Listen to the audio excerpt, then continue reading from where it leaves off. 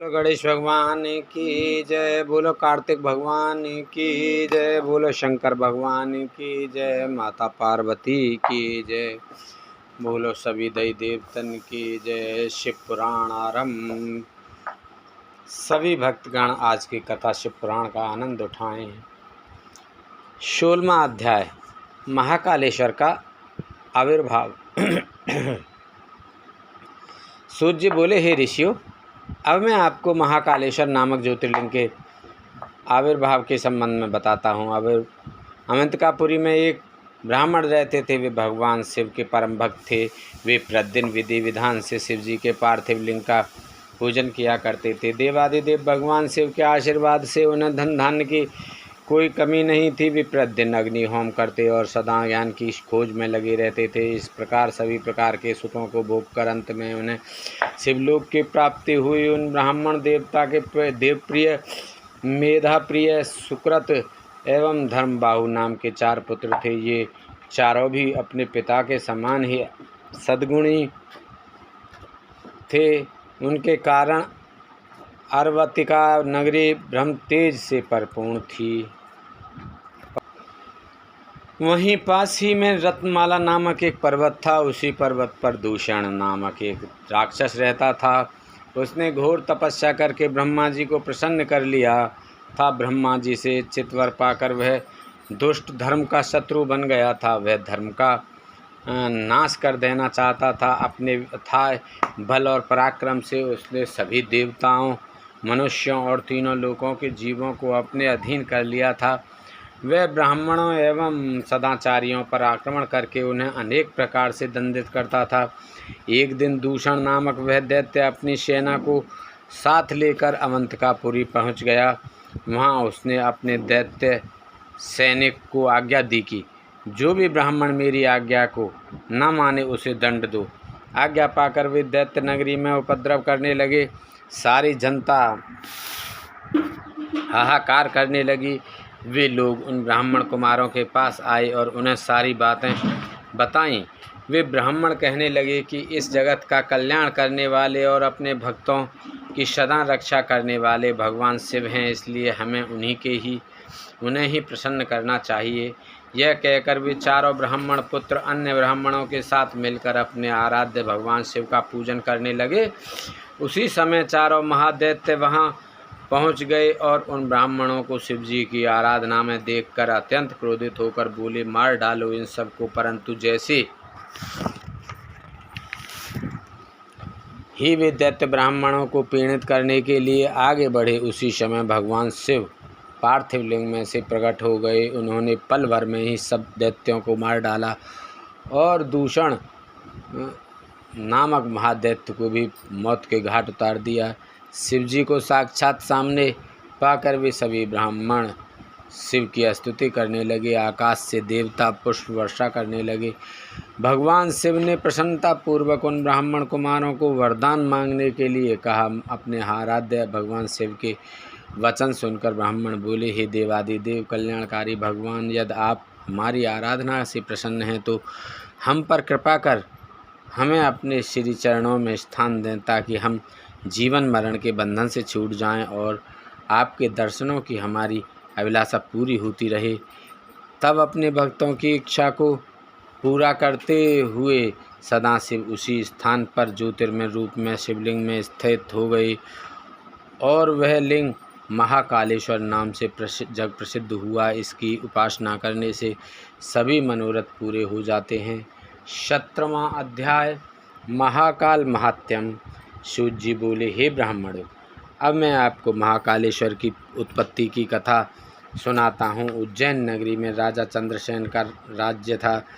भगवान शिव के मुख्य सेवक मणिभद्र के साथ उसकी घनिष्ठ मित्रता थी। मणिभद्र ने राजा चंद्रसेन को कौस्तुभ मणि भेंट की। राजा ने प्रसन्नतापूर्वक मणि को अपने गले में धारण कर लिया। वह कौस्तुभ मणि सूर्य के समान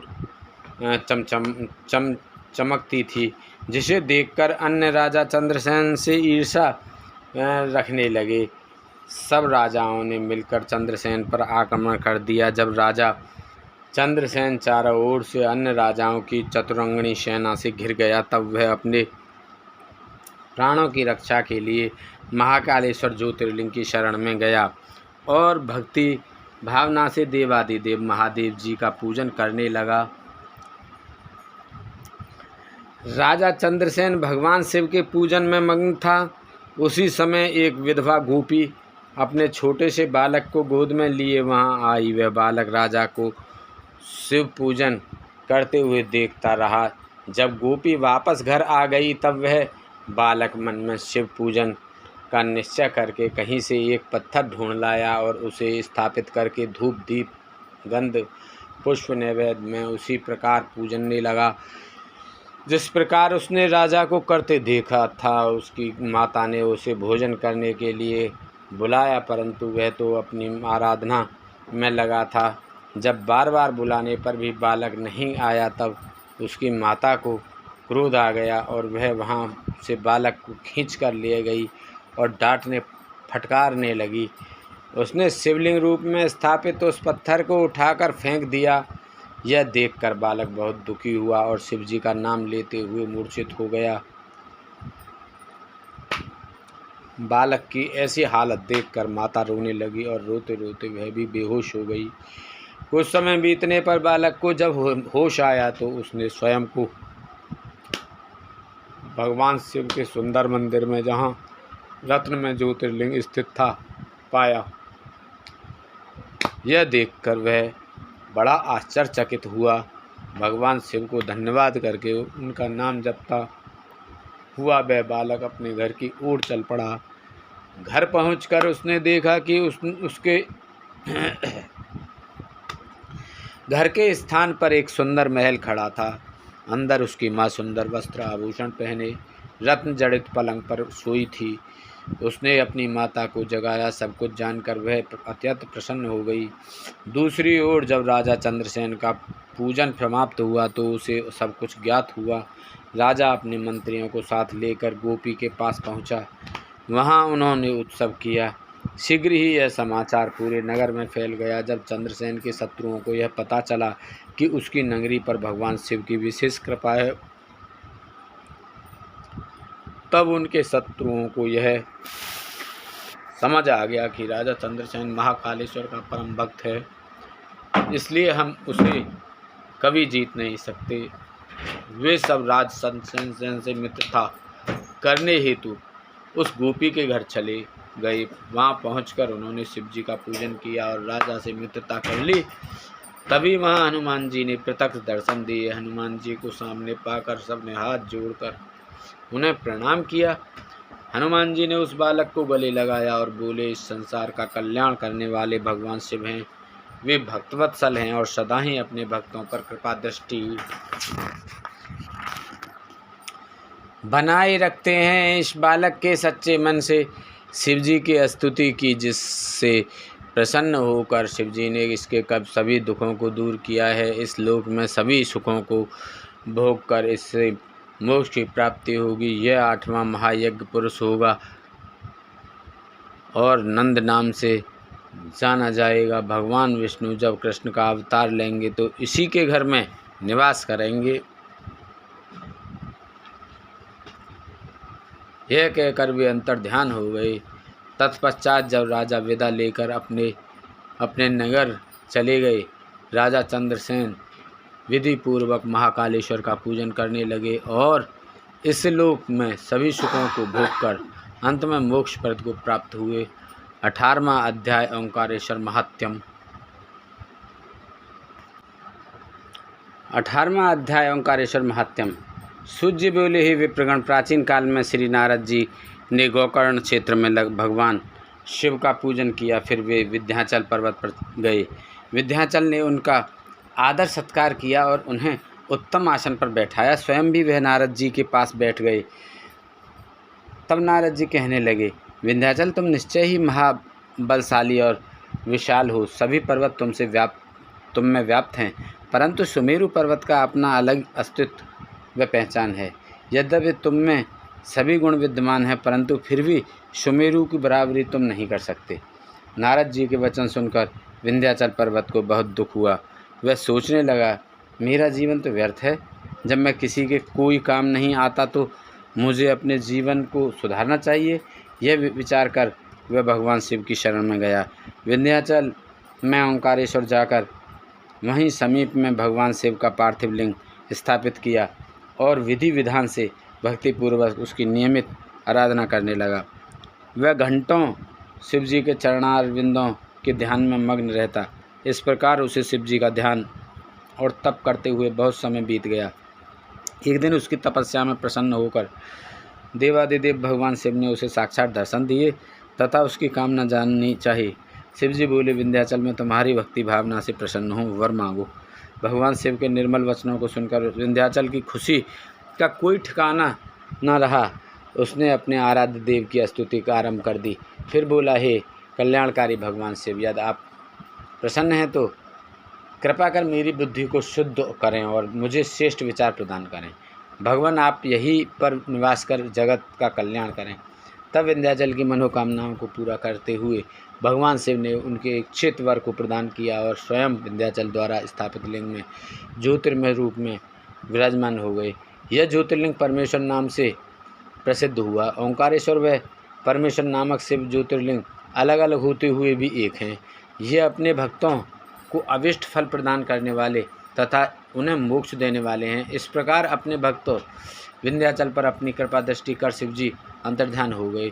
ऋषियों, इस प्रकार मैंने आपसे ओंकारेश्वर नामक शिवलिंग की महिमा का वर्णन किया। 19वां अध्याय केदारेश्वर महात्म्य।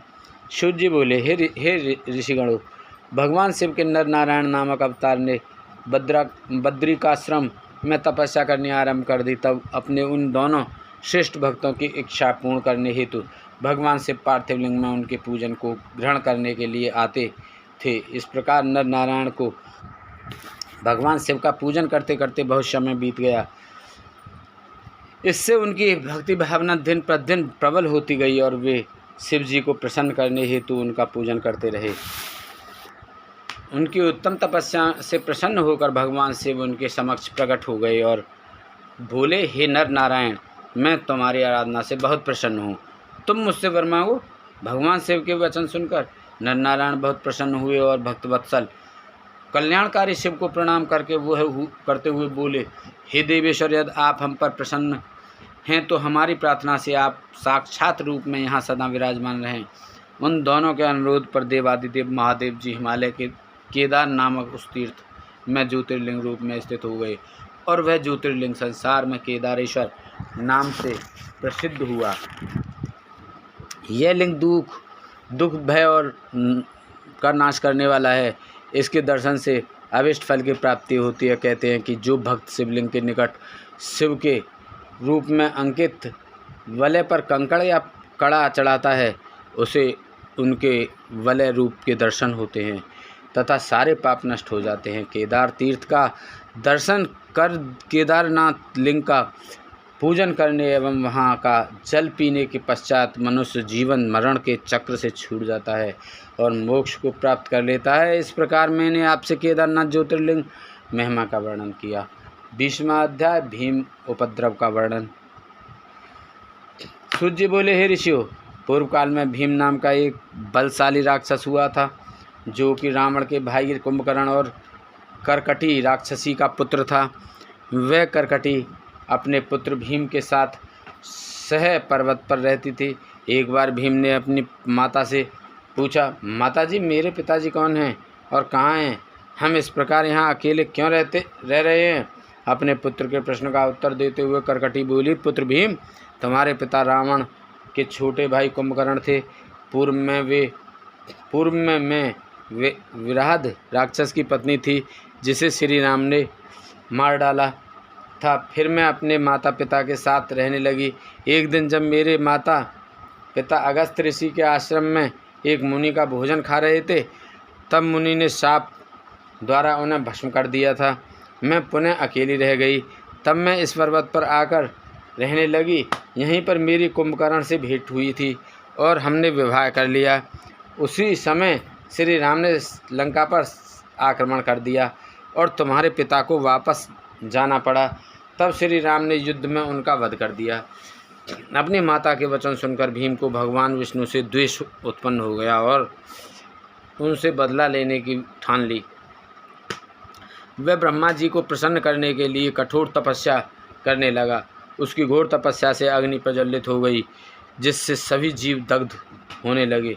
तब ब्रह्मा जी उसे वर देने के लिए गए। ब्रह्मा जी ने उसके सामने प्रकट होकर वरदान मांगने के लिए कहा। तब भीम बोला, हे पितामह, यदि आप मुझ पर प्रसन्न हैं तो मुझे महाबलशाली होने का वरदान प्रदान करें। तब तथास्तु कहकर ब्रह्मा जी वहाँ से अंतर्ध्यान हो गए। वर प्राप्त करने के बाद प्रसन्न होकर भीम अपनी माता के पास आया और बोला, माता, मैं शीघ्र ही विष्णु से अपने पिता कुंभकर्ण के वध का बदला ले लूँगा। यह कहकर भीम वहाँ से चला गया। उसने देवताओं से भयानक युद्ध किया और उन्हें हराकर स्वर्ग पर अधिकार स्थापित कर लिया। फिर उसने कामरूप देश के राजा से युद्ध करना आरंभ कर दिया, उसे जीतकर कैद कर लिया और उसके खजाने पर अपना अधिकार स्थापित कर लिया। राजा दुखी था। उसने जेल में ही पार्थिव लिंग बनाकर शिव जी का पूजन करना शुरू कर दिया और विधि पूर्वक ओम नमः शिवाय मंत्र का जाप करने लगा। दूसरी ओर राजा की पत्नी भी अपने पति को पुनः वापस पाने के लिए भगवान शिव की आराधना करने लगी। इधर भीम नामक राक्षस से दुखी सभी देवता भगवान विष्णु की शरण में पहुँचे। तब विष्णु जी ने सब देवताओं को साथ लेकर महाकेशी नदी के तट पर शिव जी के पार्थिव लिंग की विधि विधान से स्थापना कर उसकी स्तुति की आराधना की। भगवान शिव उनकी उत्तम आराधना से प्रसन्न होकर वहाँ प्रकट हुए। शिव जी बोले, हे देवताओं, मैं तुम्हारी स्तुति से प्रसन्न हूँ, मांगो क्या मांगना चाहते हो। शिव जी के वचन सुनकर देवता सहर्ष बोले कि भगवान भीम नामक उस असुर ने सभी देवताओं को दुखी कर रखा है। आप उसका वध करके हमें उसकी दुष्टता से मुक्ति दिलाएं। देवताओं को इच्छित वर प्रदान कर शिव जी वहाँ से अंतर्ध्यान हो गए। देवता बहुत प्रसन्न हुए और जाकर राजा को भी सूचना दी कि भगवान जल्दी ही तुम्हारे शत्रु भीम का नाश कर तुम्हें मुक्त करेंगे। 21वां अध्याय भीम शंकर ज्योतिर्लिंग का महात्म्य। सूर्य बोले, हे ऋषिगणों, अब मैं आपको भीम शंकर ज्योतिर्लिंग के महात्म्य के बारे में बताता हूँ। इधर जब दानव भीम को यह ज्ञात हुआ कि राजा कैद खाने में कोई अनुष्ठान कर रहा है, तब वह क्रोधित होकर जेल खाने में पहुंचा। भीम राजा से बोला, हे दुष्ट, तुम मुझे मारने के लिए कैसा अनुष्ठान कर रहा है, बता, अन्यथा मैं अपनी इस तलवार से तेरे टुकड़े टुकड़े कर दूंगा। इस प्रकार भीम और उसके अन्य राक्षस सैनिक राजा को धमकाने लगे। राजा भयभीत होकर मन ही मन भगवान शिव से प्रार्थना करने लगा। वह बोला, हे देवादिदेव कल्याणकारी भक्तवत्सल भगवान शिव, मैं आपकी शरण में आया हूँ, आप मेरी इस राक्षस से रक्षा करें। इधर जब राजा ने उसकी बात का कोई जवाब नहीं दिया तो वह क्रोधित होकर तलवार हाथ में लिए उस पर झपटा। एकाएक वह तलवार शिव जी की पार्थिव लिंग पर पड़ी और उसमें से भगवान शिव प्रकट हो गए। उन्होंने अपने त्रिशूल से उस तलवार के 2 टुकड़े कर दिए। फिर उनके गणों को अदैत्य सेना के साथ महायुद्ध हुआ। उस भयानक युद्ध से धरती और आकाश डूलने लगा। ऋषि तथा देवतागण आश्चर्यचकित रह गए। तब भगवान ने अपने तीसरे नेत्र की ज्वाला से भीम को भस्म कर दिया, जिससे वन में भी आग लग गई और अनेक औषधियाँ नष्ट हो गईं, जो अनेकों रोगों का नाश करने वाली थीं। तब अपने भक्तों का कल्याण करने के लिए कल्याणकारी भगवान शिव सदा के लिए राजा द्वारा स्थापित उस पार्थिव लिंग में विराजमान हो गए और संसार में भीम शंकर नाम से प्रसिद्ध हुए। भगवान शिव का यह लिंग सदैव पूजनीय और सभी आपत्तियों का निवारण करने वाला है। 22वां अध्याय काशीपुरी का महात्म्य। सूर्य बोले, हे मुनियों, इस पृथ्वी लोक में दिखाई देने वाली प्रत्येक वस्तु सच्चिदानंद स्वरूप निर्विकार एवं सनातन ब्रह्म स्वरूप है। वह अद्वितीय परमात्मा की सगुण रूप में शिव कहलाए और 2 रूपों में प्रकट हुए। वे शिव ही पुरुष रूप में शिव एवं स्त्री रूप में शक्ति नाम से प्रसिद्ध हुए। शिव शक्ति ने मिलकर 2 चेतन अर्थात प्रकृति एवं पुरुष विष्णु की रचना की है। तब प्रकृति एवं पुरुष अपने माता पिता को सामने न पाकर सोच में पड़ गए। उसी समय आकाशवाणी हुई। आकाशवाणी बोली, तुम दोनों को जगत की उत्पत्ति हेतु तपस्या करनी चाहिए, तभी सृष्टि का विस्तार होगा। ये दोनों बोले, हे स्वामी, हम कहाँ जाकर तपस्या करें, यहाँ पर तो ऐसा कोई स्थान नहीं है जहाँ तपस्या की जा सके। तब भगवान शिव ने 5 कोस लंबे चौड़े भव्य सुंदर नगर की तुरंत रचना कर दी। वे दोनों त्रिलोकीनाथ भगवान शिव के चरणों का स्मरण करके वहाँ तपस्या करने लगे। उन्हें इस प्रकार तपस्या करते करते बहुत समय बीत गया। उनकी कठिन तपस्या के कारण उनके शरीर से पसीने की बूंदें निकलीं। उन श्वेत जल की बूंदों को गिरता हुआ देखकर भगवान श्री हरि विष्णु ने अपना सिर हिलाया। तभी उनके कान से एक मणि गिरी और वह स्थान मणिकर्ण का नाम से प्रसिद्ध हो गया। जब उनके शरीर से निकली जल राशि से वह नगरी बहने लगी, तब कल्याणकारी भगवान शिव ने अपने त्रिशूल की नोक पर उसे रोक लिया। तपस्या में किए गए परिश्रम से थककर विष्णु तथा उनकी पत्नी प्रकृति वही उसी नगर में सो गए। तब शिव जी की प्रेरणा स्वरूप विष्णु की नाभि से कमल उत्पन्न हुआ। उसी कमल से ब्रह्मा जी उत्पन्न हुए। भगवान शिव की आज्ञा पाकर ब्रह्मा जी ने सृष्टि की रचना आरंभ कर दी। ब्रह्मा जी ने 50 करोड़ योजन लंबा और 50 करोड़ योजन चौड़ा ब्रह्मांड रच दिया। इसमें 14 अद्भुत लोकों का भी निर्माण किया।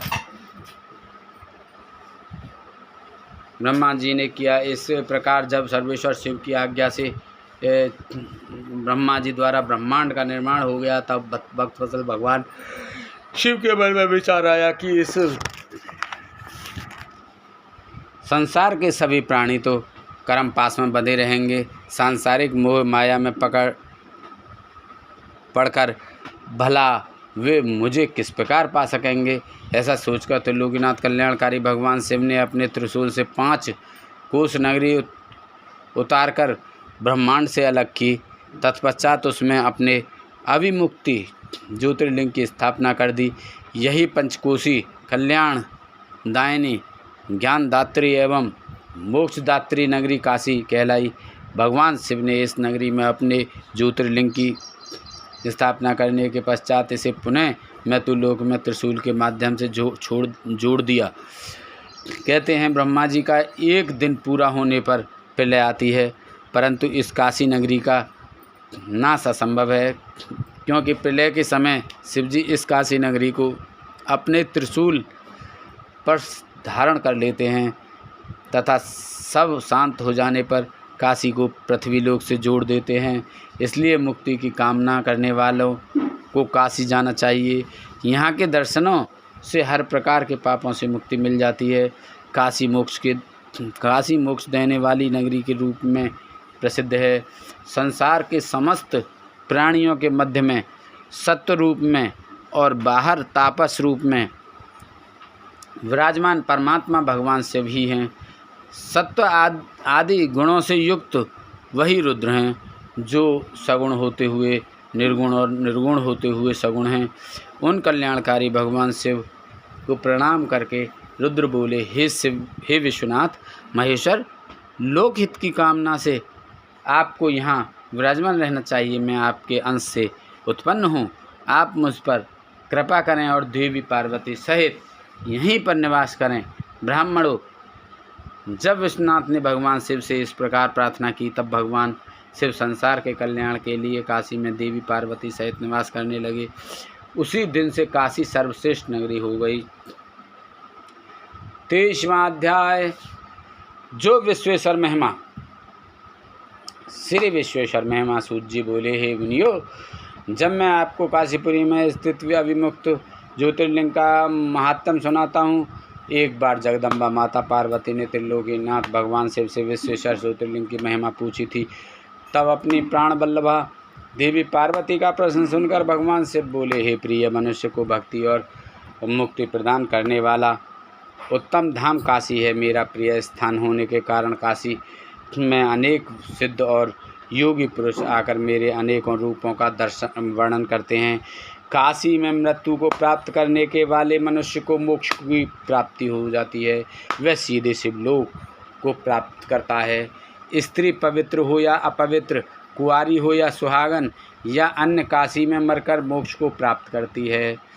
काशी में निवास करने वाले भक्तजन बिना जाति, वर्ण, ज्ञान, धर्म, कर्म, ज्ञान, संस्कार, स्मरण अथवा भजन के सीधे मुक्ति को प्राप्त होते हैं उसे हैं हे उमे, जिस विशेष कृपा को पाने के लिए ब्रह्मा जी एवं श्री हरि विष्णु ने जन्मांतरों तक तपस्या की, वह काशी नगरी में मरने से ही प्राप्त हो जाती है। मनुष्य योग्य अयोग्य कर्म करे या धर्म अथवा अधर्म के मार्ग पर चले, इस काशीपुरी में मृत्यु पाकर जीवन मरण के बंधनों से छूट जाता है। हे देवी, जो काशी नगरी में निवास करते हुए भक्ति पूर्वक मेरा ध्यान स्मरण करता है अथवा मेरी आराधना अथवा तपस्या करता है, उसके पुण्यों की महिमा का वर्णन करना तो मेरे लिए भी असंभव है। वे सब मुझ में ही स्थित हैं। शुभ कर्मों से स्वर्ग प्राप्त होता है एवं अशुभ कर्मों से नरक की प्राप्ति होती है। हमारे द्वारा किए गए शुभ अशुभ कर्मों से ही जन्म मरण निश्चित होता है तथा सुख दुख की प्राप्ति होती है। पार्वती, 3 प्रकार के कर्म होते हैं। पहले जन्म में किए कर्म संचित होते हैं। इस जन्म में किए हुए कर्म क्रियामाण हैं। दोनों के द्वारा मिल रहा फल जो शरीर में भोगे जा रहे हैं प्रारब्ध कर्म कहलाते हैं। संचित तथा क्रियामाण कर्मों को दान दक्षिणा देकर एवं पुण्य कर्मों द्वारा कम अथवा खत्म किया जा सकता है, परंतु प्रारब्ध कर्मों को मनुष्य को भोगना ही पड़ता है। काशीपुरी में किया गया गंगा स्नान संचित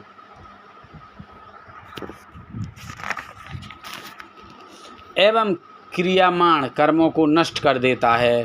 प्रारब्ध कर्म काशी में मृत्यु से ही नष्ट होते हैं।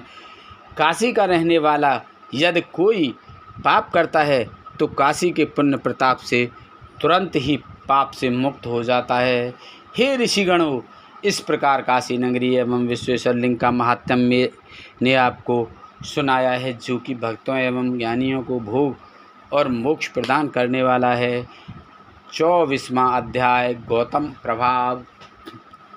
सूर्य बोले, हे महामुनियों, प्राचीन काल में गौतम नामक एक महामुनि थे, जिनकी पत्नी का नाम अहिल्या था। वे महामुनि गौतम दक्षिणा में स्थित ब्रह्म पर्वत पर 1000 वर्षों में सिद्ध होने वाली तपस्या कर रहे थे। उस समय लगभग 100 वर्षों से वर्षा नहीं हुई थी, जिससे सूखा पड़ा हुआ था। पीने के लिए जल भी उपलब्ध नहीं था।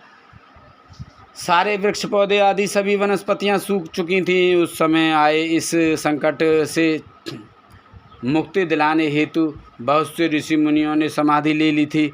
तब गौतम ऋषि ने इस वर्षा के संकट को दूर करने हेतु वर्षा के देव वरुण को प्रसन्न करने हेतु उनकी तपस्या करनी आरंभ की।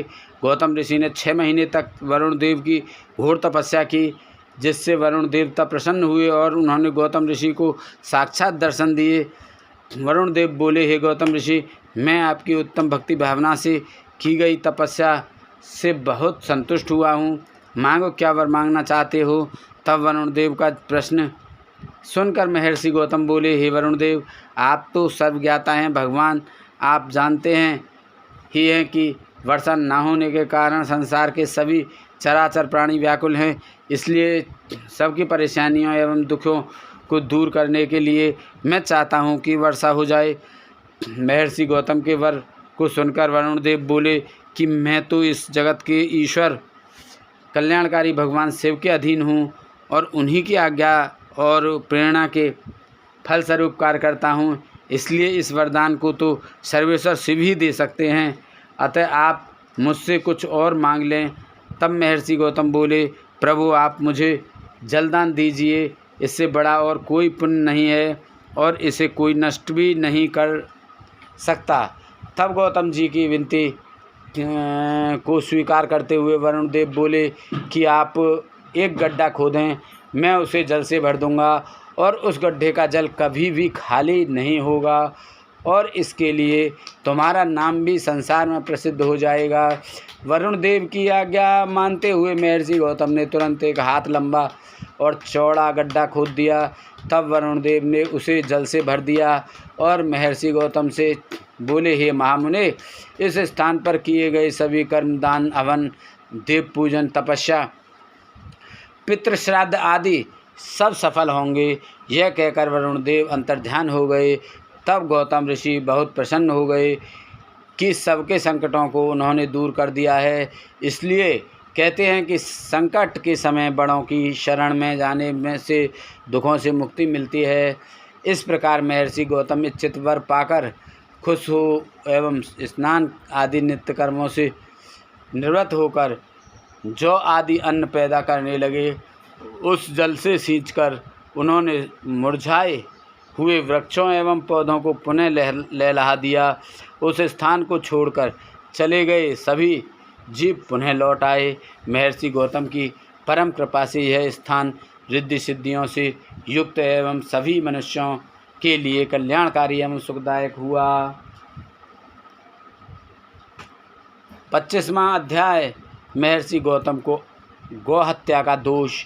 सूत जी बोले, हे मुनियों, एक बार की बात है कि महर्षि गौतम ने अपने शिष्यों को कमंडल में जल लाने के लिए भेजा। जब शिष्य जल के लेने उस गड्ढे पर गए तो उस समय वहाँ कुछ ऋषि पत्नियाँ जल भरने आई हुई थीं। उन्होंने गौतम ऋषि के शिष्यों को डांटकर बिना जल दिए ही वहाँ से भगा दिया। आश्रम जाकर शिष्यों ने सारी बातें गुरु पत्नी देवी अहिल्या को बता दी। तब देवी अहिल्या स्वयं जल भरने गईं और जल भर लाकर अपने पति को दिया। उस दिन से स्वयं अहिल्या ही जल लेने जाने लगीं। एक दिन अन्य ऋषि पत्नियों ने जानबूझकर अहिल्या से लड़ना आरंभ कर दिया और अपने घर आकर अपने पतियों से अहिल्या की झूठी शिकायत कर दी कि वह हमें जल भरने देने से मना करती है और कहती है कि यह जल तो मेरे पति को वरदान स्वरूप वरुण देव से प्राप्त हुआ है। अपनी पत्नियों की बातें सुनकर ऋषियों को बहुत क्रोध आया। गौतम ऋषि को सबक सिखाने के लिए अन्य ऋषियों ने गणपति की आराधना आरंभ कर दी। उनके पूजन से प्रसन्न होकर गणपति प्रकट हुए और वर देने के लिए कहने लगे। तब ऋषि बोले, हे विघ्न विनायक गणपति, हम चाहते हैं कि गौतम ऋषि यहाँ से आश्रम छोड़कर किसी दूसरे स्थान पर चले जाएं।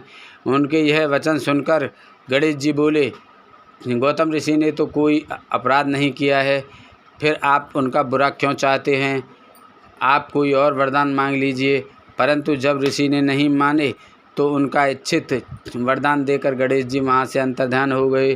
गणेश जी ने अपना दिया वरदान सिद्ध करने के लिए एक गाय का रूप धारण किया और गौतम जी द्वारा लगाए गए जौ खाने उनके खेत में चली गई। जब महर्षि गौतम ने देखा कि वह गाय उनका खेत नष्ट कर रही है तो स्वयं एक तिनका हाथ में लेकर उसे बाहर निकालने लगे। उस तिनके से पीड़ित होकर गाय धरती पर गिरी और मर गई। गाय को मरा जानकर गौतम ऋषि बहुत दुखी हुए। वे अपनी पत्नी से कहने लगे कि शायद मुझसे कोई भारी भूल हो गई, जिस कारण मेरे आराध्य भगवान शिव मुझसे नाराज़ हो गए हैं और मुझे पर गौहत्या का पाप लग गया है। उसी समय वहाँ अन्य ऋषि भी आ गए जो गौतम ऋषि से बैर रखते थे। उन्होंने महर्षि गौतम, उनकी पत्नी और शिष्यों को भला बुरा कहकर वहाँ से निकल जाने को मजबूर किया तो वे सब उस स्थान को छोड़कर वहाँ से चलने लगे। उन्होंने उन ऋषियों से पूछा कि मेरे द्वारा की गई इस गौहत्या का क्या प्रायश्चित होगा? तब वे ऋषि बोले, पतित पावनी गंगा में स्नान करने से मनुष्य के सारे पाप धुल जाते हैं। इसलिए अपने द्वारा की गई गौहत्या के प्रायश्चित से मुक्त होने के लिए आप गंगा जी को प्रकट कर उसमें स्नान करें और भगवान शिव के पार्थिव लिंग की स्थापना कर उसका भक्तिपूर्वक विधि विधान से पूजन करें, तभी आप इस महापाप से मुक्ति पा सकेंगे। अन्य ऋषियों से पश्चाताप का मार्ग पूछकर गौतम ऋषि अपनी पत्नी और शिष्यों को साथ लेकर वहाँ से दूर चले गए। 26वां अध्याय। 26वां अध्याय गौतमी गंगा प्राकट्य।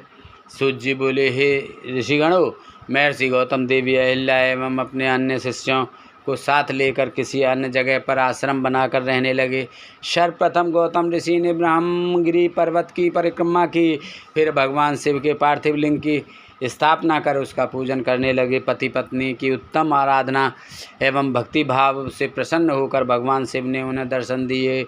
अपने आराध्य को अपने सामने पाकर गौतम ऋषि व अहिल्या बहुत प्रसन्न हुए और उनको प्रणाम कर उनकी स्तुति करने लगे। तब भगवान शिव बोले, हे महर्षि, हे देवी, मैं आपकी पूजा से प्रसन्न हूँ, मांगिए क्या वर मांगना चाहते हैं। भगवान शिव के वचन सुनकर ऋषि गौतम बोले, भगवान, मुझ पर कृपा करके मुझे गौहत्या के पाप से बचा लीजिए। तब शिव जी बोले, आपसे कोई अपराध नहीं हुआ है, वह सब तो उन दुष्ट दुराचारियों द्वारा रची गई माया थी, आप तो निर्दोष हैं। यह सुनकर महर्षि के सारे दुख दूर हो गए। तब उन्होंने शिव जी से कहा कि भगवान, मुझ पर कृपा करके पतित पावनी गंगा जी को यहाँ प्रकट करें, जिससे सभी प्राणियों का कल्याण हो सके। गौतम ऋषि की प्रार्थना सुनकर शिव जी ने उन्हें गंगा जल दिया। वही गंगा जल श्री गंगा जी का स्त्री रूप बन गया। तब गौतम जी ने उन्हें प्रणाम कर उनकी स्तुति की। गौतम ऋषि बोले, हे मातेश्वरी, पतित पावनी गंगे, मैं आपको प्रणाम करता हूँ।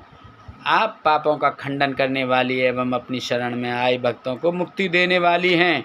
मैं हाथ जोड़े आपकी शरण में आया हूँ। आप मेरे पापों को नष्ट करके मुझे नरक में जाने से बचा दो। तब उनके स्तुति से प्रसन्न होकर गंगा जी ने उनके पापों को अपने निर्मल जल से धो दिया। फिर वे वहाँ से जाने के लिए सर्वेश्वर शिव से आज्ञा मांगने लगीं। तब शिव जी बोले, हे गंगे, आप पापों का नाश करने वाली हैं, इसलिए लोक कल्याण के लिए यहीं पृथ्वी पर विराजें। हे कल्याणी, आपको कलयुग में 28वें मनंतर के समाप्त होने तक यहीं पृथ्वी लोक पर निवास करना होगा और सच्चे मन एवं भक्ति भावना से अपने जल में स्नान करने वाले श्रद्धालुओं के पापों को नष्ट करना होगा। कलयुग में पापों को नष्ट करने का यही एक साधन होगा। श्रद्धा पूर्वक आपके दर्शन करने वालों के पापों का क्षय भी आप करेंगे। वह सुनकर गंगा जी बोली, हे प्रभु, मैं तो सदा आपके अधीन हूँ। आपकी आज्ञा मेरे लिए सिरोधार्य है, परंतु मेरी आपसे यह प्रार्थना है कि आप माता पार्वती के साथ मेरे पास ही निवास करें, ताकि मैं सदा ही की भांति आपके पास रह सकूं, संसार में मेरी कीर्ति हो। तब गंगा जी के वचन सुनकर कल्याणकारी भगवान शिव बोले, हे गंगे, तुम्हारी मनोकामना मैं अवश्य पूरी करूंगा। यह कहकर भगवान शिव वहाँ त्र्यंबकेश्वर नाम से ज्योतिर्मय रूप में स्थित हो गए। गंगा जी वहाँ पर गौतम ऋषि के नाम से प्रसिद्ध होकर गौतमी गंगा कहलाईं। 27वां अध्याय श्री गंगा जी के दर्शन एवं गौतम ऋषि का शाप। ऋषि बोले, हे सूत जी, अब हमें यह बताइए कि गंगा जी की उत्पत्ति कहाँ से और किस प्रकार हुई, तथा यह भी कि जिन ऋषियों ने गौतम ऋषि को छल कपट से उनको आश्रम से दूर भेज दिया था, उनका क्या हुआ। जब गौतम ऋषि को इस बात का पता चला तो उन्होंने क्या किया। ऋषिगणों के प्रश्नों को सुनकर महामुनि सूत जी बोले, जब गौतम ऋषि ने भगवान शिव को प्रसन्न करके गंगा जी को धरती पर अवतरित कराया था, तब श्री गंगा जी ने अपने जल रूप में ब्रह्मगिरि पर स्थित गूलर के पेड़ की शाखा से निकलकर दर्शन दिए थे। उनके दर्शन एवं आराधना के पश्चात गौतम ऋषि ने अपने शिष्यों सहित पतित पावनी गंगा में स्नान किया। तब गौतम ऋषि के परम शत्रु उन कपटी ब्राह्मणों को यह बात पता चली कि ऋषि गौतम ने अपनी तपस्या से गंगा जी को प्रकट कर दिया है, तो वे सब भी श्री गंगा जी के दर्शन को चाहत लेकर वहां आए, परंतु गंगा जी उनके आते ही वहां से लुप्त हो गईं। यह देखकर गौतम जी को बहुत आश्चर्य हुआ और उन्होंने श्री गंगा जी से प्रार्थना की, हे मातेश्वरी, आप जगत का कल्याण करने हेतु यहाँ प्रकट हुई हैं, इसलिए आप सबको भी अपने दर्शन से कृतार्थ करें। माते, मेरी तपस्या के प्रभाव से इन लोगों को भी दर्शन दें। गौतम ऋषि के चुप होते ही आकाशवाणी हुई, मुनि ये लोग छल कपट करने वाले हैं और सदा दुराचार करते हैं, इसलिए ये मेरे दर्शन के अधिकारी नहीं हैं। जब तक ये अपने पापों का प्रायश्चित नहीं करते तब तक इन्हें मैं दर्शन नहीं दूंगी। मेरे दर्शन करने के लिए इन्हें ब्रह्मगिरी की 101 परिक्रमाएँ करनी पड़ेंगी। यह कहकर आकाशवाणी चुप हो गई। आकाशवाणी सुनकर वे सभी कपटी ऋषि पछताने लगे और क्षमा याचना करने लगे। तब उन्होंने आकाशवाणी के अनुसार ब्रह्मगिरी की 101 परिक्रमाएँ की। तत्पश्चात श्री गंगा जी ने उन्हें दर्शन दिए। उस दिन से वह स्थान कुशावर्त नाम से प्रसिद्ध हुआ। ऋषियों ने पुनः सूत जी से पूछा, हे सूत जी, हमने तो सुना था कि गौतम ऋषि ने उन कपटियों को शाप दे दिया था, क्या यह बात सही है? इसलिए इस विषय में बताइए। तब सूत जी बोले, हे महामुनियों, आपने सही सुना था। गौतम ऋषि परम ज्ञानी और भगवान शिव के परम भक्त थे। जब उन्होंने शांत हृदय से ध्यान लगाया तो वे सब कुछ जान गए कि वह गाय जिसकी हत्या का पाप उन्हें लगा था बनावटी थी और उन सब ऋषियों ने मिलकर यह चाल चली थी। यह सब जानकर गौतम ऋषि क्रोधित हो उठे।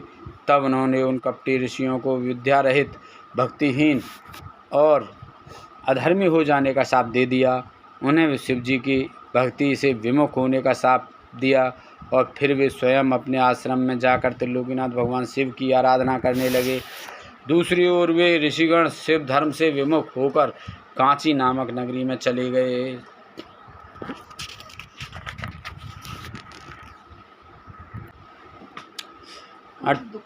28वां अध्याय वैद्यनाथेश्वर शिव महात्म्यम। सूत जी बोले, हे ब्राह्मणों, अब मैं वैद्यनाथेश्वर ज्योतिर्लिंग का पापहारी महात्म्यम बताता हूँ। एक बार लंकापति रावण ने भगवान शिव को प्रसन्न करने के लिए उनकी भक्ति भावना से आराधना की थी। रावण ने कैलाश पर्वत पर शिव जी की बहुत तपस्या की, परंतु भगवान से प्रसन्न नहीं हुए। तब रावण पास में स्थित वन में चला गया और वहाँ एक बड़ा सा गड्ढा खोदकर उसमें अग्नि प्रज्वलित की। वहीं पास में उसने शिव जी की प्रतिमा स्थापित की। फिर उसने त्रिलोकीनाथ को प्रसन्न करने हेतु कठोर तपस्या आरंभ कर दी। गर्मी में 5 ओर अग्नि से घिरकर, तो वर्षा में खुले आसमान के नीचे, सर्दियों में जल के भीतर खड़े होकर कठिन तपस्या की। फिर भी शिव जी प्रसन्न नहीं हुए। तब राक्षस राज रावण ने अग्नि में अपने सिर को काटकर भेंट करना शुरू कर दिया। इस तरह एक एक करके रावण ने अपने 9 सिर अग्नि को भेंट कर दिए। परंतु जब 10वीं बार रावण अपना सिर चढ़ाने को उन्मुख हुआ तो शिवजी प्रकट हो गए।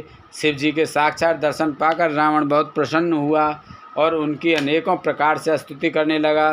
तब शिवजी बोले, हे राक्षस राज, मांगो, क्या मांगना चाहते हो?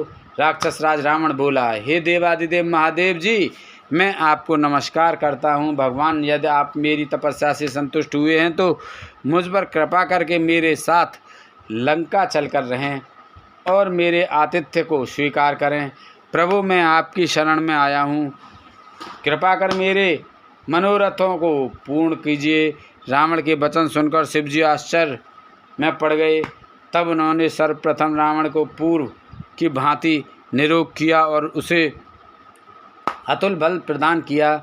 तत्पश्चात उन्होंने रावण को अपना ज्योतिर्मय लिंग प्रदान किया और कहा कि मैं इस शिवलिंग में ज्योतिर्मय रूप में स्थित हूँ, इसलिए तुम इसे अपने स्थान पर ले जाओ। पर एक बात का ध्यान रखना कि इसे रास्ते में कहीं भी भूमि पर न रखना, अन्यथा तुम इसे आगे नहीं ले जा सकोगे और यह वहीं पर स्थित हो जाएगा। तब भगवान शिव का आशीर्वाद एवं शिवलिंग लेकर राक्षस राज रावण वहाँ से अपने घर लंका की ओर चल दिया। रास्ते में शिव जी की माया से रावण को लघु शंका की इच्छा हुई और वह शिवलिंग एक ग्वाले को पकड़ा कर चला गया। ग्वाले ने थोड़ी देर तक तो वह शिवलिंग पकड़े रखा, परंतु अधिक भारी होने के कारण उसने लिंग को जमीन पर रख दिया। फिर तो वह शिवलिंग वहाँ पर स्थित हो गया। यह संसार में वैद्यनाथेश्वर के नाम से प्रसिद्ध हुआ। इसके दर्शनों से सभी अभीष्ट कार्यों की सिद्धि होती है, वह पापों का नाश होता है। यह सत्पुरुषों को भोग और मोक्ष देने वाला है। जब रावण को वापस आने पर यह पता ज्ञात हुआ कि शिवलिंग वहीं स्थित हो गया है, तो वह दर्शन के पश्चात लंका लौट गया। लंका पहुंचकर रावण ने शिवजी से वर प्राप्ति की सभी बातें अपनी प्रिया मंदोदरी को बताईं। उधर जब देवताओं को ज्ञात हुआ कि भगवान शिव के ज्योतिर्लिंग की स्थापना हो गई है, तो सबने वहां आकर विधिवत शिवलिंग का दर्शन व पूजन किया। परंतु रावण के वरदान प्राप्ति के विषय में सुनकर देवता घबरा उठे। तब उन्होंने देव ऋषि नारद को लंकापति के पास भेजा। नारद जी रावण के पास गए और बोले, हे राक्षसराज, आपको भगवान शिव ने बलशाली होने का वरदान प्रदान किया है, परंतु आपने अपने बल की परीक्षा तो की ही नहीं, इसलिए आपको कैलाश पर्वत को ही हिलाकर अपने बल व पराक्रम की परीक्षा करनी चाहिए। तब रावण कैलाश पर्वत के निकट पहुंचकर उसे उखाड़ने की कोशिश करने लगा, जिससे कैलाश पर्वत डोलने लगा। यह देखकर शिवजी बोले कि यह पर्वत क्यों हिल रहा है। तब देवी पार्वती व्यंग करते हुए बोली, हे देव, आपके शिष्य अपने गुरु की सेवा कर रहे हैं। यह जानकर कि राक्षसराज रावण कैलाश पर्वत को हिला रहा है, महादेव जी को क्रोध आ गया। वे रावण को शाप देते हुए बोले, हे दुर्बुद्धि रावण, तू बल पाकर घमंडी हो गया है और मेरे ही निवास स्थान पर अपने बल का प्रयोग कर रहा है। मैं तुझे शाप देता हूँ कि तेरा घमंड नष्ट हो जाएगा और तेरी इन भुजाओं को काटने वाला पुरुष शीघ्र ही प्रकट होगा। यह सुनकर रावण को कोई दुख नहीं हुआ और वह प्रसन्न मन से लंका लौट आया। उसने मन ही मन त्रिलोक को अपने वश में करने की प्रतिज्ञा कर ली। मैंने आपको वेदनाथेश्वर नामक शिवलिंग का महात्म सुनाया, जो कि मनुष्य के समस्त पापों का नाश करने वाला तथा शिवलोक की प्राप्ति करने वाला है। 29वां अध्याय दारुका राक्षसी एवं राक्षसों का उपद्रव।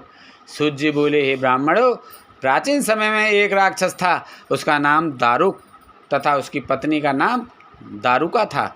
वे दोनों पश्चिम में स्थित सुंदर वन में रहा करते थे, जो कि समुद्र के बहुत नज़दीक था।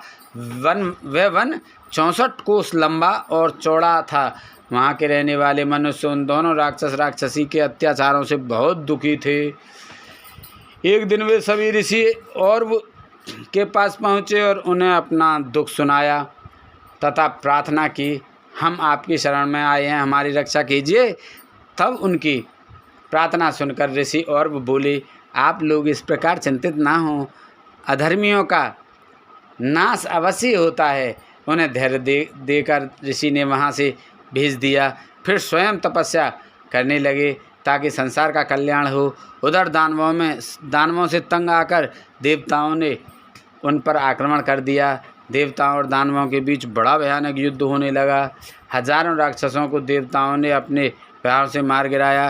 राक्षसों को इस प्रकार प्रताड़ित होता देखकर दारुका को अपना वर याद आ गया।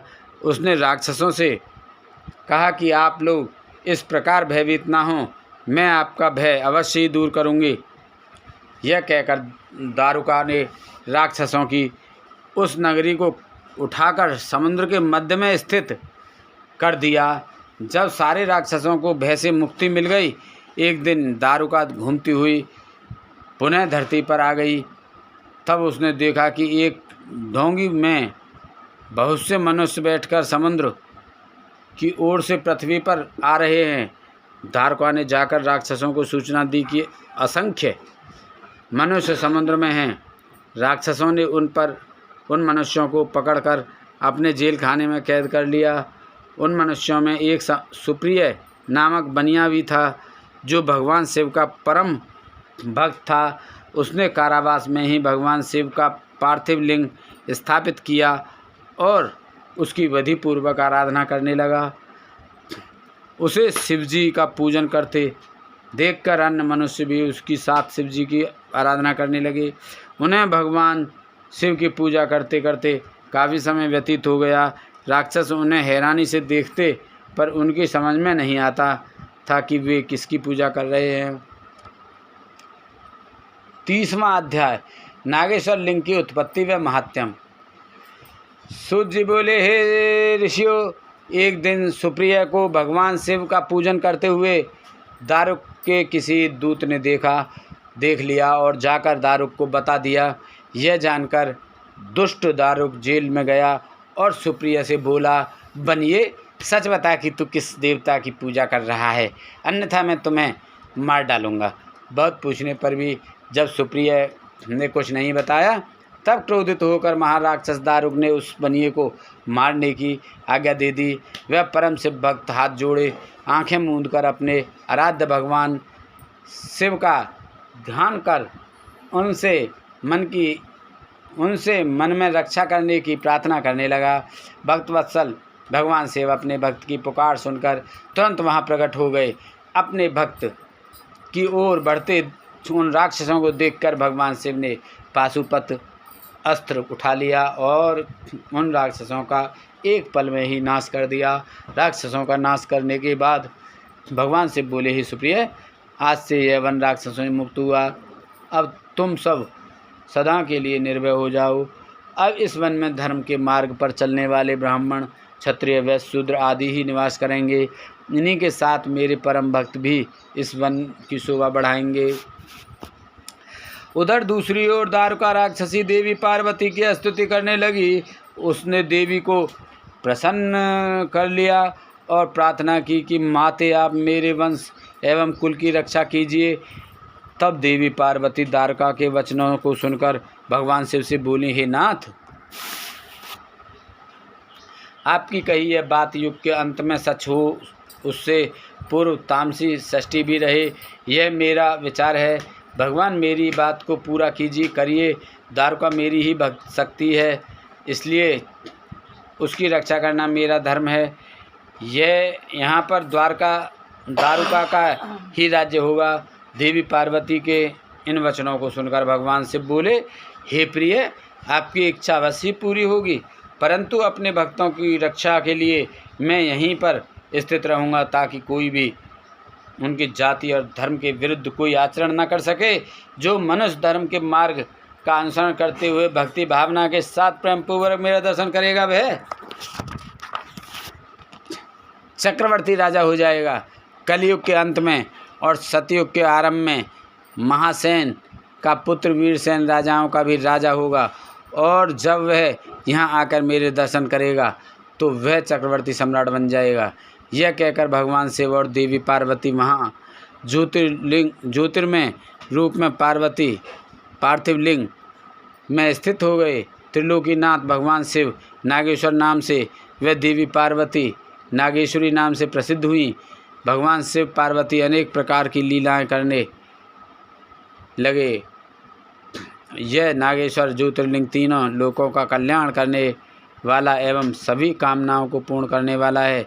नागेश्वर ज्योतिर्लिंग के प्रादुर्भाव की कथा सुनने या पढ़ने से महापातकों का नाश होता है। कथा संपूर्ण मनोरथों को पूर्ण करने वाली है। 31वां अध्याय, रामेश्वर महिमा वर्णन।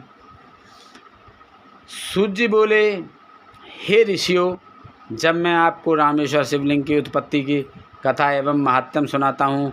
भगवान श्री हरि विष्णु ने अयोध्या के राजा दशरथ के घर उनके बेटे राम के रूप में अवतार लिया, ताकि वे दुष्ट राक्षस राज रावण का संहार कर सकें और पृथ्वी को दुष्टों से मुक्त करा सकें। श्री राम का विवाह उनकी जनक नंदिनी देवी सीता से हुआ। अपनी माता केकई के मांगे वरदान के अनुसार वे 14 वर्षों के लिए वनवास चले गए। एक दिन जब श्री रामचंद्र जी व लक्ष्मण जी कुटिया से बाहर गए, तब रावण सीता का हरण कर ले गया और उन्हें लंका ले गया। श्री राम अपनी पत्नी को खोज करते हुए अपने भाई लक्ष्मण के साथ किष्किंधा पहुँचे। वहीं पर उनकी मित्रता सुग्रीव से हो गई, जिसके भाई बाली ने राज्य से निकाल दिया था। तब श्री राम ने उसकी सहायता की। श्री राम ने बाली को मारकर सुग्रीव को किष्किंधा का राजा बना दिया।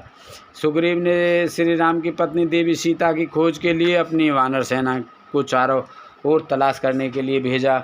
वानरों में श्रेष्ठ हनुमान जी ने माता सीता को लंका में ढूंढ लिया और श्री राम का संदेश उनको तक पहुंचाया। जब श्री राम जी को ज्ञात हुआ कि उनकी पत्नी का हरण लंकापति रावण ने किया है, तो उन्होंने वानर सेना के साथ लंका की ओर प्रस्थान किया। जब उनकी सेना दक्षिणी छोर पर समुद्र के किनारे पहुंची तो उन्हें चिंता हुई कि सेना इस अथाह सागर को कैसे पार करेगी। वे इसी सोच में डूब गए। श्री राम को प्यास लगी और उन्होंने पानी मांगा।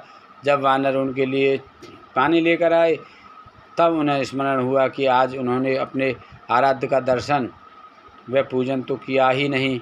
तब श्री राम ने जल नहीं पिया और भगवान शिव का पार्थिव लिंग स्थापित करके उसका विधि पूर्वक 16 उपचारों से पूजन किया और भक्ति भाव से हाथ जोड़कर प्रार्थना की। श्री राम बोले, हे देवादिदेव त्रिलोकीनाथ भक्तवत्सल भगवान शिव, मेरी सहायता कीजिए। आपके सहयोग के बिना मेरा कार्य पूर्ण नहीं हो सकता। मैं आपकी शरण में आया हूँ, मुझ पर अपनी कृपा दृष्टि कीजिए। इस प्रकार प्रार्थना करके राम जी अपने आराध्य की स्तुति में निमग्न हो गए।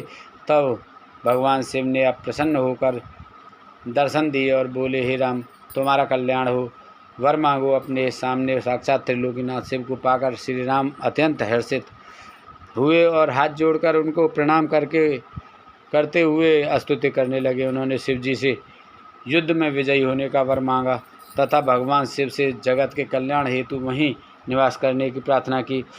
श्री राम के वचन सुनकर कल्याणकारी शिव बहुत प्रसन्न हुए और बोले, हे राम, तुम्हारा मंगल हो।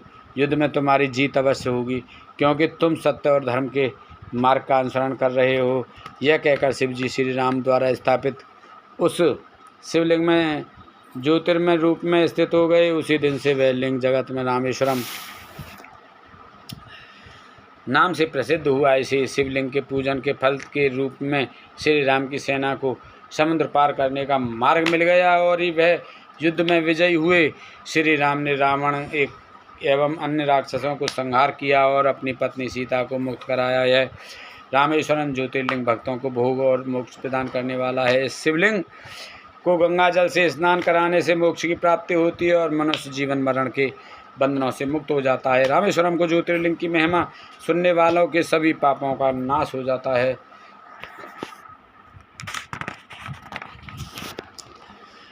32वां अध्याय सुदेहा सुधर्मा की कथा। सूत जी बोले, हे महर्षियों, दक्षिण दिशा में देव नामक एक विशाल अद्भुत पर्वत है। उसके पास ही सुधर्मा नामक ब्राह्मण अपनी पत्नी सुदेहा के साथ रहता था। वह भगवान शिव का परम भक्त था। वह सदा ही वेदों और बताए मार्ग पर चलता और प्रतिदिन अग्नि से हवन कर्म अतिथि का पूजन और शिव जी की आराधना करता था। इस प्रकार पूजन करते हुए वे दोनों पति पत्नी अनेक सत्कर्मों से लिप्त रहते थे। उनकी पत्नी सुदेहा पतिव्रता स्त्री थी। उनकी पत्नी को एक बात का दुख था कि उनकी कोई संतान नहीं थी। इस कारण उनका मन परेशान रहता था। जब भी सुदेहा अपने पति से इस विषय में कहती तो वह उन्हें समझाती कि पुत्र प्राप्ति से क्या लाभ है। आजकल सभी रिश्ते नाते स्वार्थी हो गए हैं, परंतु फिर भी वे सदा दुखी रहती थीं। एक दिन की बात है, सुदेहा अपनी सखियों के साथ पानी भरने गई थी। वहीं पर उनका परस्पर झगड़ा हो गया और तब उनकी सहेलियों ने उसे बांझ कहकर अपमानित करना शुरू कर दिया। वे बोली, तू बांझ होकर इतना घमंड क्यों करती है? तेरा सारा धन तो राजा के पास ही चला जाएगा, क्योंकि तेरा कोई पुत्र ही नहीं है।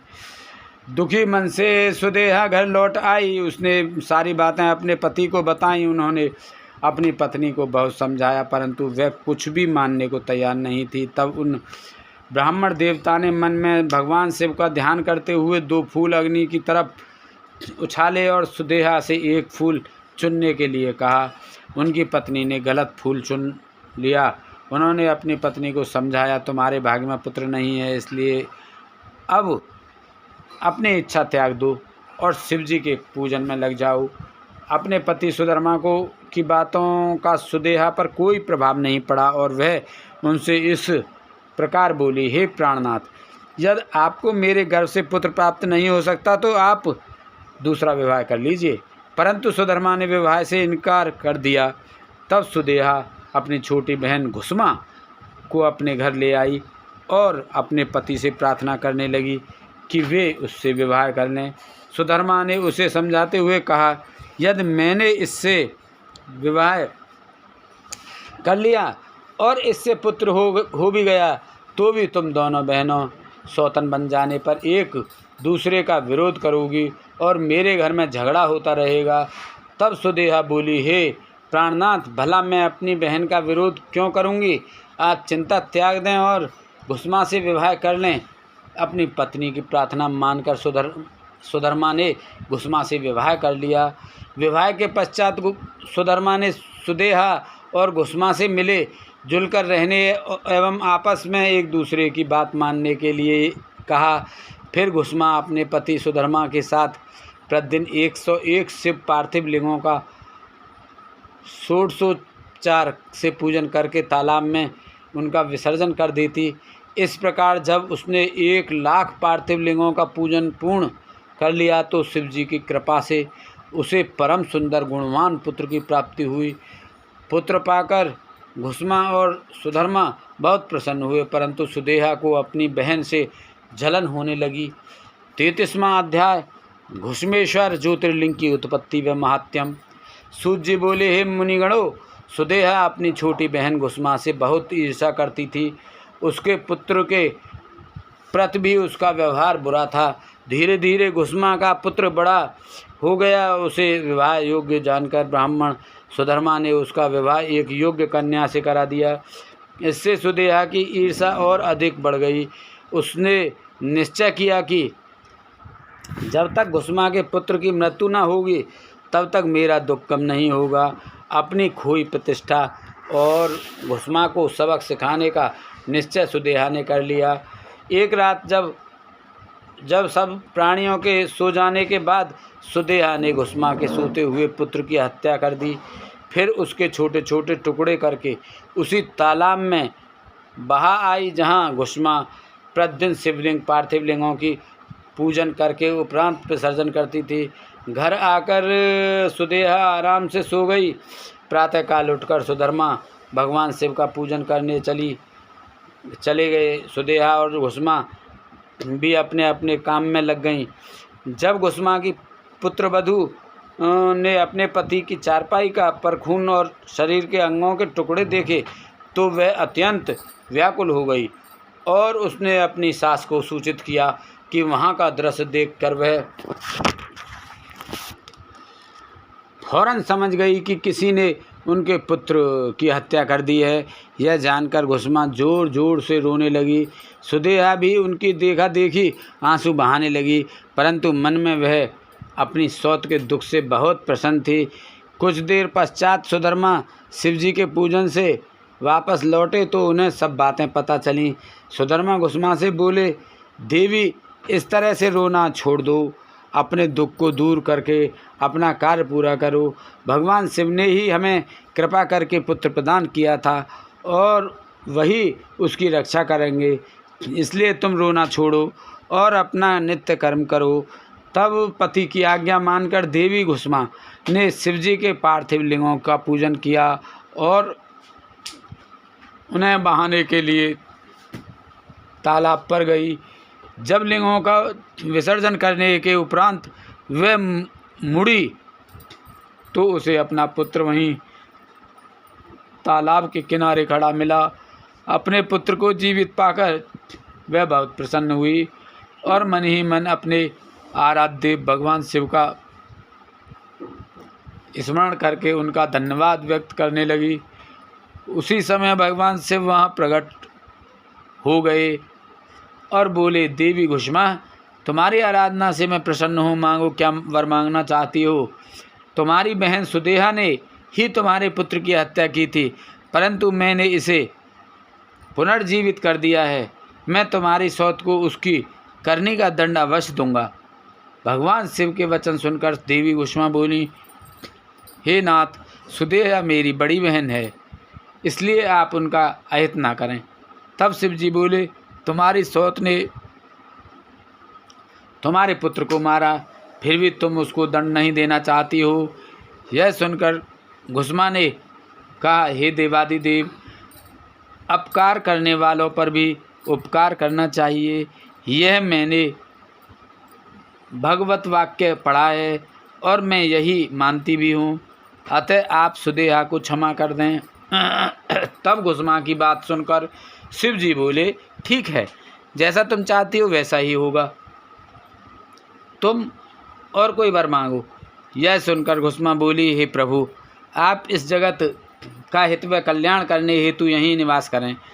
तब शिव जी बोले, हे देवी, तुम्हारी इच्छा पूरी करने हेतु मैं तुम्हारे ही नाम से घुश्मेश्वर कहलाता हुआ यहाँ निवास करूँगा। यह कहकर शिव जी ज्योतिर्मय रूप में शिवलिंग में स्थित हो गए। वह सरोवर शिवालय नाम से प्रसिद्ध हुआ। इस सरोवर के दर्शनों के बाद घुश्मेश्वर लिंग का दर्शन करने से अभिष्ट फलों की प्राप्ति होती है। इस प्रकार शिव जी वहाँ सदा के लिए स्थित हो गए। उधर सुधर्मा भी सुदेहा के साथ वहाँ आ पहुँचे और उन्हें सारी बातें ज्ञात हो गईं। सुदेहा अपनी करनी पर बहुत लज्जित हुई और उसने सबसे क्षमा याचना की। उसके मन का मैल धुल गया। तत्पश्चात उन सब ने मिलकर शिवलिंग की 101 परिक्रमा की और उसके बाद सुखपूर्वक घर को चले गए। हे मुनियो, इस प्रकार मैंने आपकी 12 शिव ज्योतिर्लिंग की कथा एवं महात्म्य सुनाया। जो प्राणी भक्ति भावना से इसे सुनता अथवा पढ़ता है वह सब पापों से मुक्ति हो जाता है और उसे भोग और मोक्ष की प्राप्ति होती है। 34वां अध्याय, श्री विष्णु को सुदर्शन चक्र की प्राप्ति। व्यास जी बोले, सूत जी के वचन सुनकर सभी ऋषिगणों ने उनकी बहुत प्रशंसा की।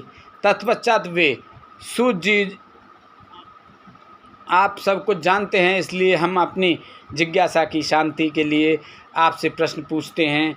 अब आप हमें हरीश्वर नामक शिवलिंग का महात्म्य बताइए। हमने सुना है कि इसी शिवलिंग के पूजन के फलस्वरूप भगवान श्री हरि विष्णु को सुदर्शन चक्र की प्राप्ति हुई थी। ऋषिगणों द्वारा किए गए प्रश्नों को सुनकर सूत जी बोले, हे मुनिगणों, एक समय की बात है, पृथ्वी लोक पर दैत्यों का अत्याचार बढ़ने लगा। वे अत्यंत वीर और बलशाली हो गए तथा उन्होंने मनुष्यों को प्रताड़ित करना आरंभ कर दिया। यही नहीं, वे देवताओं के भी घोर शत्रु हो गए और उन्हें भी दंडित करने लगे। संसार से धर्म का लोप होने लगा, क्योंकि दैत्य धर्मी थे और अन्य पुरुषों को भी पूजा नहीं करने देते थे। इस प्रकार दुष्ट दैत्यों से दुखी होकर देवता भगवान श्री हरि विष्णु की शरण में गए। उन्होंने विष्णु जी को अपने सारे दुख बताए तथा उनसे दुखों को दूर करने की प्रार्थना की। तब सब देवताओं को समझाकर उन्होंने वापस भेज दिया और स्वयं कैलाश पर्वत पर जाकर भगवान शिव की आराधना करने लगे। भगवान विष्णु ने कैलाश पर्वत पर जाकर सर्वेश्वर शिव का पार्थिव लिंग स्थापित किया और विधि विधान से परमेश्वर शिव की आराधना आरंभ कर दी। श्री हरि ने घोर तपस्या की। फिर शिव जी प्रसन्न न हुए। तब उन्होंने देवादिदेव महादेव जी को संतुष्ट करने के लिए शिव जी के सहस्त्र नामों का पाठ आरंभ कर दिया। श्री हरि शिव जी का एक नाम लेते और एक कमल का पुष्प उन्हें अर्पित करते। इस प्रकार उन्हें शिव सहस्त्र नाम का पाठ करते हुए बहुत समय भी व्यतीत हो गया। तब एक दिन शिव जी ने भगवान विष्णु की तपस्या की परीक्षा लेने का निश्चय किया।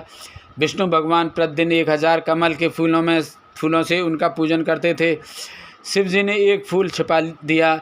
जब पूजा करते हुए एक फूल कम पड़ा तो विष्णु जी को बहुत आश्चर्य हुआ और वे इधर उधर फूल ढूंढने लगे।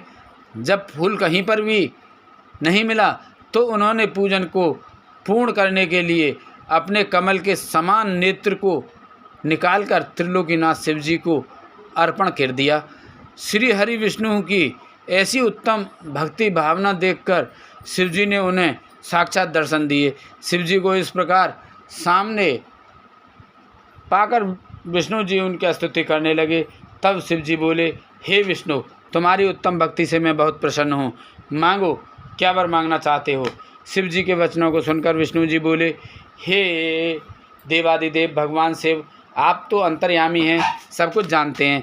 आप अपने भक्तों को अभिष्ट फल प्रदान करने वाले हैं। प्रभु, इस समय दैत्यों ने पूरे संसार में घोर उपद्रव किया हुआ है। सारे मनुष्य एवं देवता भय से पीड़ित हैं। भगवान, मेरे अस्त्र शस्त्रों से दैत्यों पर काबू नहीं पाया जा सकता, इसलिए मैं आपकी शरण में आया हूँ। शिव जी ने जब विष्णु जी के ऐसे वचन सुने तब उन्हें सुदर्शन चक्र प्रदान किया, जिससे विष्णु जी ने सभी राक्षसों का नाश कर दिया। उस प्रकार सब सुखी हो गए। 35वां अध्याय, शिव सहस्त्र नाम स्तोत्र। ओम जय शिव ओंकारा, स्वामी भज शिव ओंकारा। ब्रह्मा विष्णु सदा शिव, ब्रह्मा विष्णु सदा शिव, अर्धांगिनी धारा। ओम जय शिव ओंकारा, एकानन चतुरानन पंचानन राजय, स्वामी पंचानन राजय। हंसानन गरुणासन, हंसानन गरुणासन, वृषवाहन साजय। ओम जय शिव ओंकारा। तो भुज चार चतुर्भुज, 10 भुज अति सोहै, स्वामी 10 भुज अति सोहै। तेरे गुण रूप निरखता, त्रिगुण रूप निरखता, त्रिभुवन जन मोहै। ओम जय शिव ओंकारा। कलावन माला रुंड माला धारी, स्वामी रुंड माला धारी। चंदन मृग मद सोहै, चंदन मृग मग सोहै, भाले ससधारी। ओम जय शिव सीतांबर पीतांबर, बागंबर अंगे, स्वामी बागंबर अंगे। शनिकादिक ब्रह्मादिक, शनिकादिक ब्रह्म भूतादिक संगे। ओम जय शिव ओंकारा। करके मंद कमंडल चक्र त्रिशूल धारी, स्वामी चक्र त्रिशूल धारी। दुख हारी सुख हारी, दुख हारी सुख हारी, जग पालनकारी। ओम जय शिव ओंकारा। ब्रह्मा विष्णु सदा शिव, जानत अब वेका, स्वामी जानत अब वेका। प्रणमाक्षर में शोभित, प्रणमाक्षर में शोभित, ये तीनों एका। ओम जय शिव ओंकारा। त्रिगुण स्वामी जी की आरती जो कोई नर गावे, स्वामी प्रेम सहित गावे। कहते शिवानंद स्वामी, भजते हरि हरि, स्वामी मन वांछित फल पावे। ओम जय शिव ओंकारा। जय शिव ओंकारा, स्वामी भज शिव ओंकारा। ब्रह्मा विष्णु सदा शिव, ब्रह्मा विष्णु सदा शिव, अर्धांगिनी धारा। ओम जय शिव ओंकारा। बोल शंकर भगवान की जय, बोल पार्वती माता की जय, बोल कार्तिक भगवान की जय, बोल गणेश भगवान की जय, बोल हनुमान बाबा की जय। हर हर महादेव शंभू। जय शंकर शंकर, जय शंकर कैलाशपति।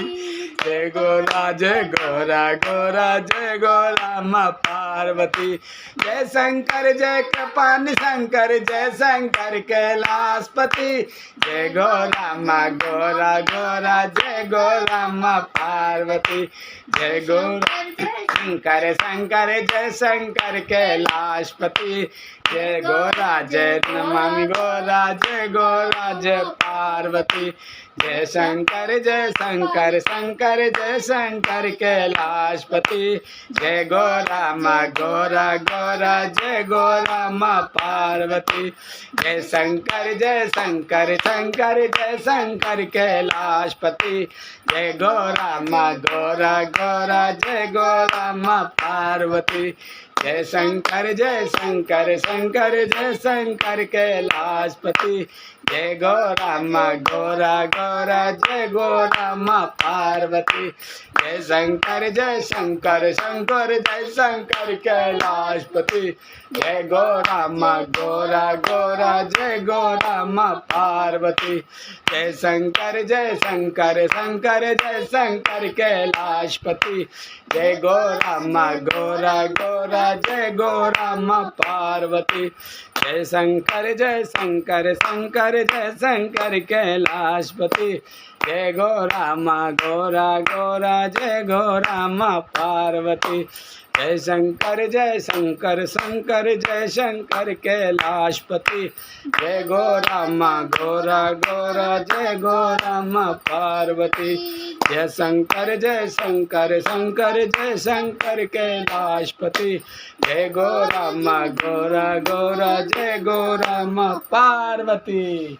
बोलो शंकर भगवान की जय, बोलो पार्वती माता की जय, बोल कार्तिक जी की जय, बोल गणेश भगवान की जय, बोला इंद्रदेव चंद्रदेव सूर्यदेव पीर बाबा सिद्ध बाबा भूमिया बाबा की जय, बोल तुलसा मैया गंगे मैया गैया मैया संतोषी माता पृथ्वी माता कालका मैया की जय, बोलो हर हर महादेव शंभू।